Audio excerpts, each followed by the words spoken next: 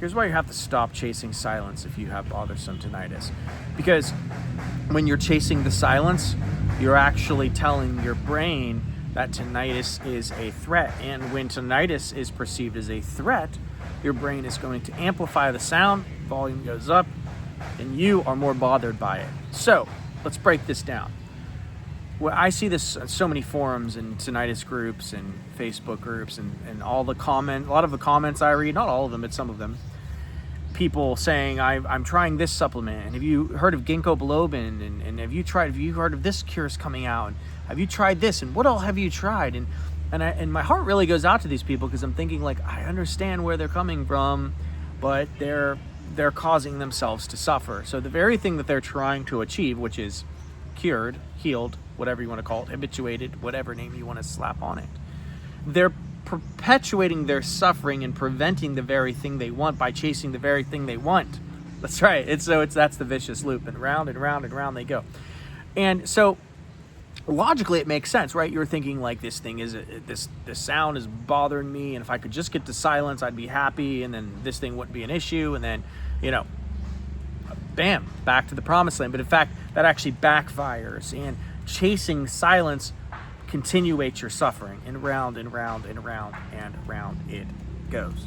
Now, why is this hard to understand? Because logically it goes like this. You think to yourself, you're like, okay, well, silence was what I had before I had tinnitus, and that's when I was happy.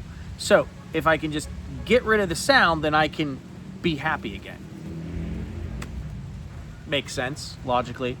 But the what people miss is that it's not actually the sound that's making you not happy. It's the fact that you can't control the sound, and the fact that your brain has labeled it as a threat.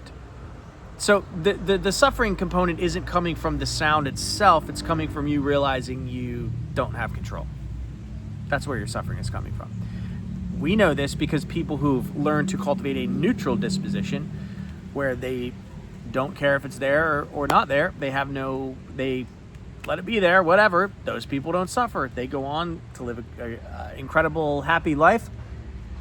They never hear it. They return back to the very thing that the people who are trying to cure it or silence it never reach. So then, if we know, okay, so what can we do then to improve our chances of being in the bracket of people who go on to achieve this habituation or this silence? And what then you do is you practice the steps of habituation. That's right, it's repeatable and it's scientific, and there are things you can do to put yourself in that category. Now, all of these steps you have to be very consistent at. The results take time. Habituation timeline can be anywhere from 6 to 24 months depending on the person. It varies, and there's no way to guarantee how long it will take, but it will work. It does work. It works in countless people that have done it, and everyone I've coached to have all went on to habituate just fine. And I've even built an app that practices everything that I teach in my coaching. It just helps you do it every single day. And you can know that if you get the app and you practice every single step in it every single day, you can habituate. Yes, you can. It promotes habituation. And we know this because every single person that practices these things consistently every single day for a long duration, 6 to 24 months, goes on to habituate.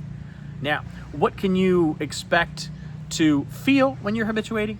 Well, it's a gradual, but you'll notice that you're less afraid of it. Your thoughts may bother you less. You're not perceiving the sound as much as you were. If you do notice it, you might even be still aware of the sound, like you're aware of it, but you'll feel like you're not emotionally engaged by it. Whereas it might play out like this: like when you notice it, you'll hear the ringing, but then there's no thoughts that are like bothering you by it, and there's no negative emotional response, and then you can easily switch and go on and live your life.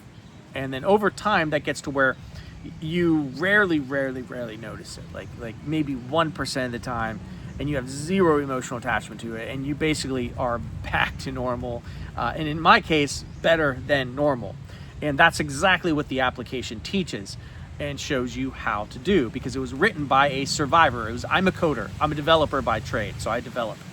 And it just so happens a developer got tinnitus, recovered, and put all of the steps in one application and put an insanely cheap price tag on it. So to access that, so it's $29 a month, tinnitus.health. I'll put a pin comment below or link in the description. You can go check that out.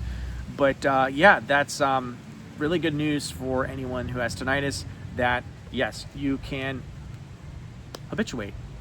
And it's, in a lot of cases, just as good, if not better, than before they had it. In my case, my life is better than before I had it. Again, nothing is guaranteed, but this is the best scientifically grounded approach. In the advent of an actual pill cure, this is the best thing that we have. It works, it's repeatable, the steps are fundamental, it's scientifically grounded in neuroscience.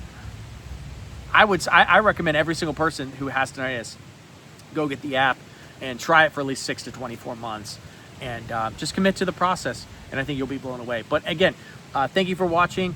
Smash the like button, comment below. I appreciate every single person. I love this channel. I love working with you, and I'll talk to you all next time. Peace.